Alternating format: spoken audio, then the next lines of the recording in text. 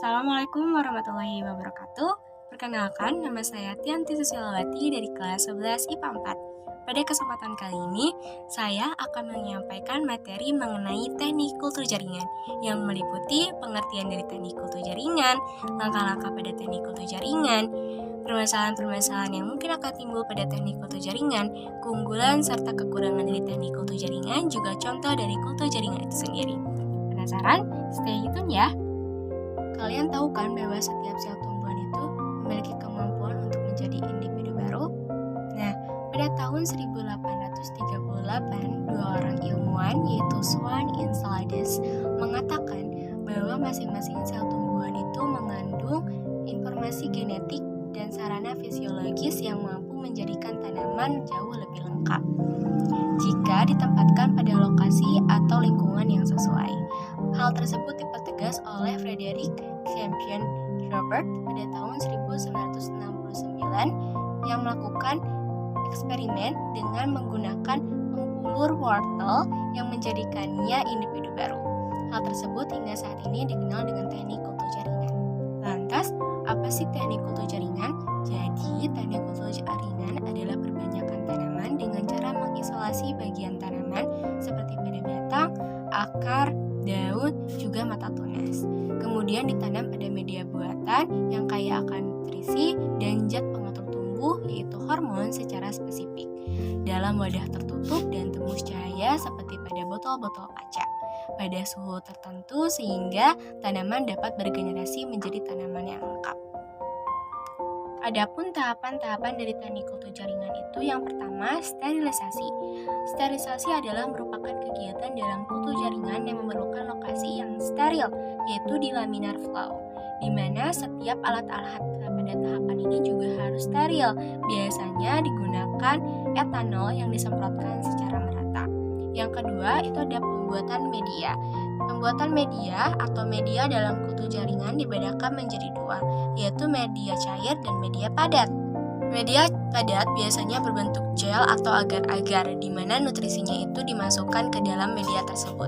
Sedangkan media cair itu nutrisinya akan larut di dalam air pada media yang disiapkan.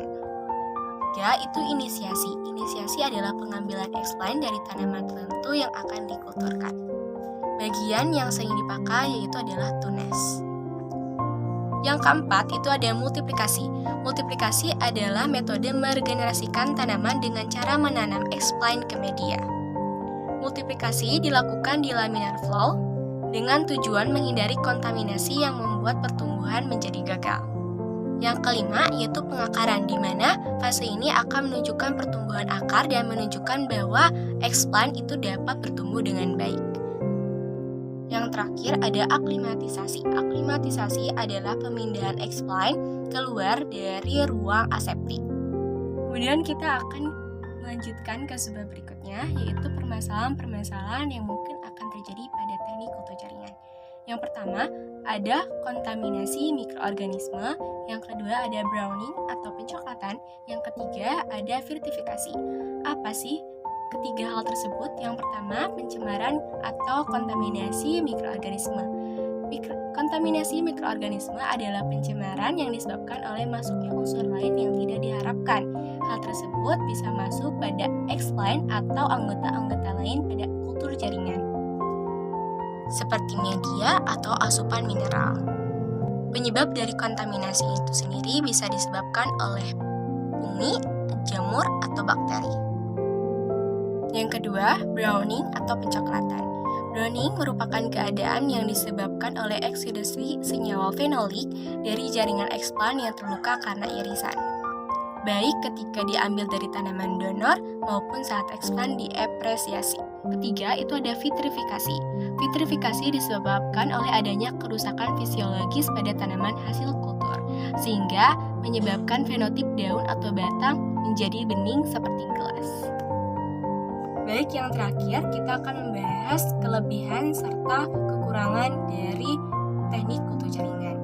Kelebihan dari kultur jaringan itu memiliki sifat yang identik dengan induknya, kemudian kualitas dan kesehatan bibit sudah terjamin, memiliki bibit yang seragam, kemudian bibit itu tidak perlu memerlukan waktu yang lama untuk tumbuh, serta tidak memerlukan membutuhkan tempat yang luas. Banyak memiliki keunggulan, tetapi kultur jaringan itu sendiri masih memiliki kekurangan. Yang pertama, biaya yang dikeluarkan itu cukup besar. Kemudian, teknik kultur jaringan ini memang sulit sekali dilakukan, sehingga memerlukan keahlian khusus jika ingin dilakukan.